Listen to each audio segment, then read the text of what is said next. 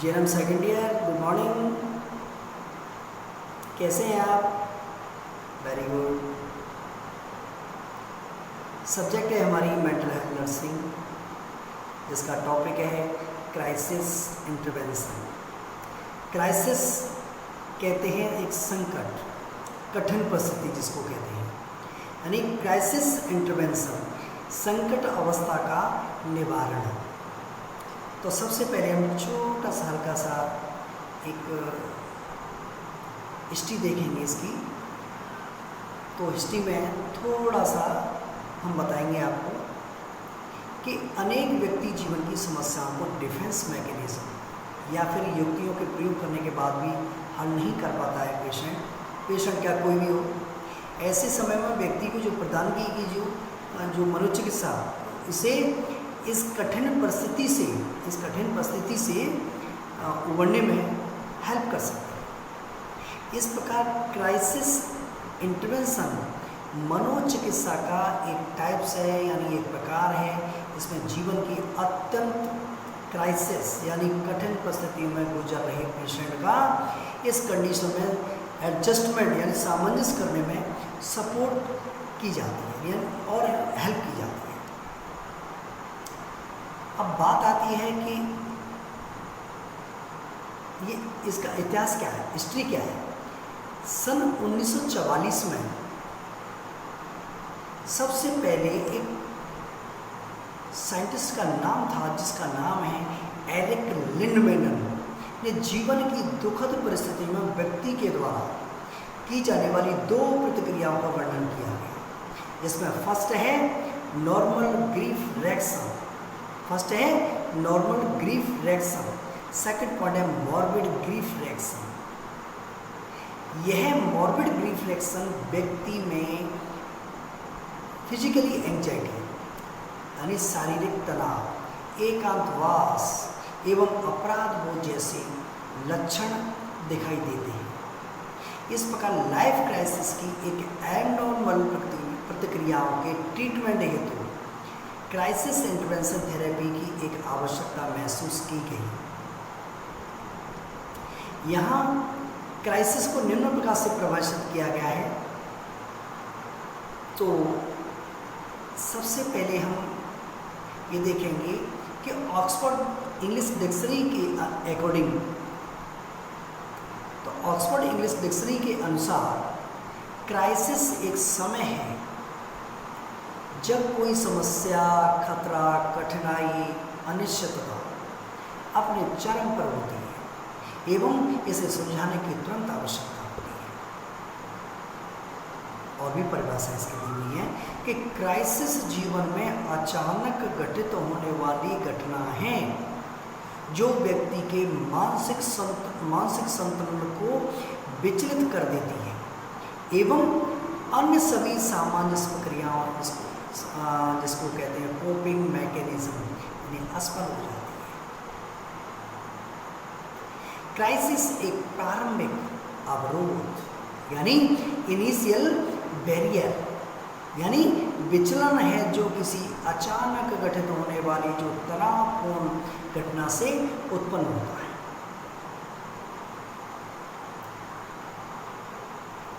एक साइंटिस्ट और था जिसने जो परिभाषा दी, मैडजॉफ and कॉन्डेज, the informal and plain application of technique derived from the established principle of crisis theory by person qualified through training and experience to understand these principles with respect to intervention of assisting individual to modify principles as attitude beliefs that are judged to be maladaptive and maladjustive, अर्थात प्रशिक्षित एवं अनुभवी व्यक्तियों के द्वारा संकट निवारण एवं लोगों की माल एडजस्टमेंट मनोवृत्ति एटीट्यूड जिसके कहते हैं मनोवृत्ति में परिवर्तन लाने हेतु संकट समाधान के जो सिद्धांतों टेक्निक का जो अनौपचारिक एवं प्लानिंग यानी योजनाबद्ध रूप से जो प्रयोग करना ही क्राइसिस इंटरवेंशन कहलाता है। जिम मैडजॉफ एंड कॉर्नेच ने परिभाषा दी।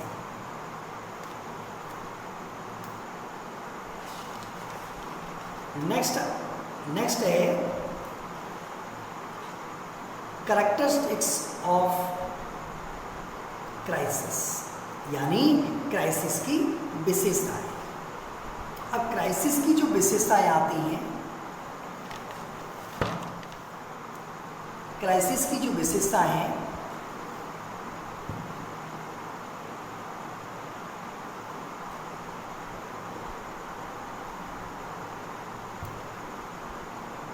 फर्स्ट है क्राइसिस को सामान्य एडजस्टमेंट मैकेनिज्म यानी एडजस्टमेंट प्रोसेस के द्वारा हल नहीं किया जा सकता है।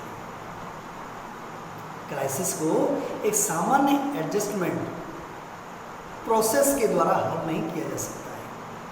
सेकंड पॉइंट है कि क्राइसिस के दौरान व्यक्ति स्वयं को असहाय एवं बिल्कुल विचलित महसूस करता है कि अब मेरा कोई सपोर्ट देने वाला नहीं है, मेरा कोई नहीं है, ये ऐसी भावनाएं पैदा आ जाती हैं मन में। नेक्स्ट पॉइंट है कि क्राइसिस एक व्यक्ति के जीवन में अहम परिवर्तन ला सकता है।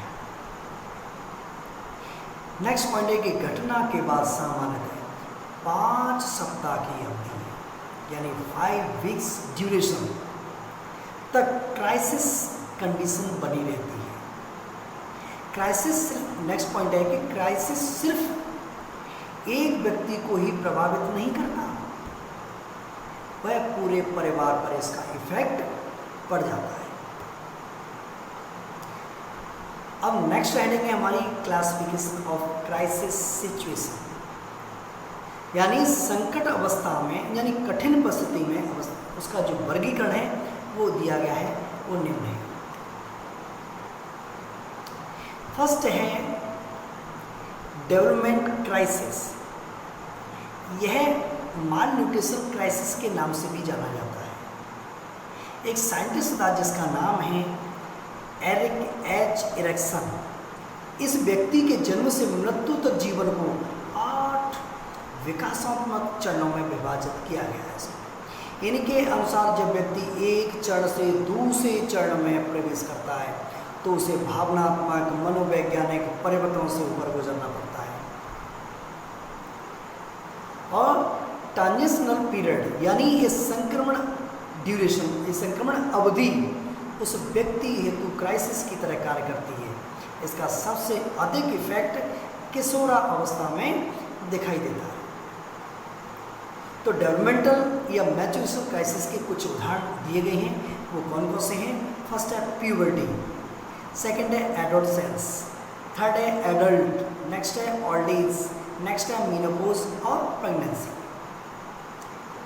ये वर्गीकरण, पहला जो वर्गीकरण बताया गया जो जिसका नाम था डेवलपमेंट क्राइसिस। अब सेकंड आता है सिचुएशनल क्राइसिस। यह जीवन की आवश्यकताओं एवं नेगेटिव परिणामों से उत्पन्न कंडीशन है। अब कंडीशन कैसे है इसका उदाहरण है, जैसे किसी की नौकरी छिन जाती है, किसी की यानी रोजगार छिन जाता है, दाम्पत्य जीवन में कभी कभार मतभेद हो जाते हैं, रहने के स्थान में हमेशा परिवर्तन आ जाते हैं। कभी कोई व्यक्ति क्या करता है, गांव का व्यक्ति होता है, कभी किसी शहर में चला जाता है तो उसे शहर का वातावरण एकदम पसंद आया तो फिर उसको गांव का वातावरण पसंद नहीं आता।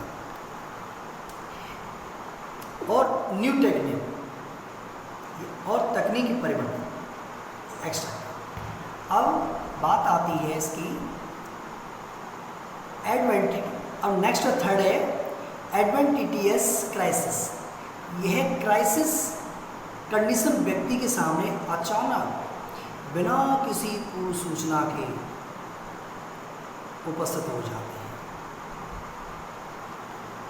देखिए, दुर्घटना कभी कह के बोल के नहीं आ सकती कि मैं आज आ रहा, आज एक्सीडेंट होगा किसी का, आता तो नहीं।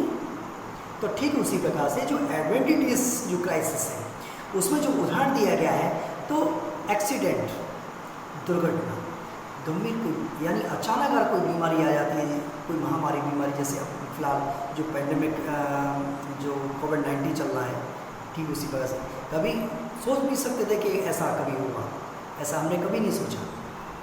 देखिए, गंभीर बीमारी, माता पिता की मृत्यु, भाई बहन की मृत्यु या किसी परिवार में मृत्यु, प्राकृतिक कोई आपदा आ सकती है, जैसे कि भूकंप है, अचानक आता है, आंधी तूफान बारिश, ये सब क्या है, ये सब सडन आते हैं।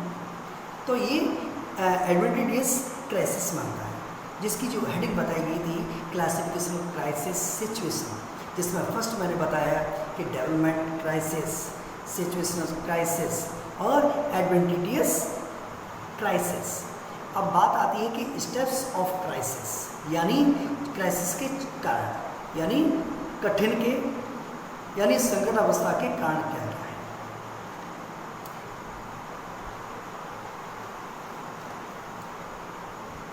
एक साइंटिस्ट था,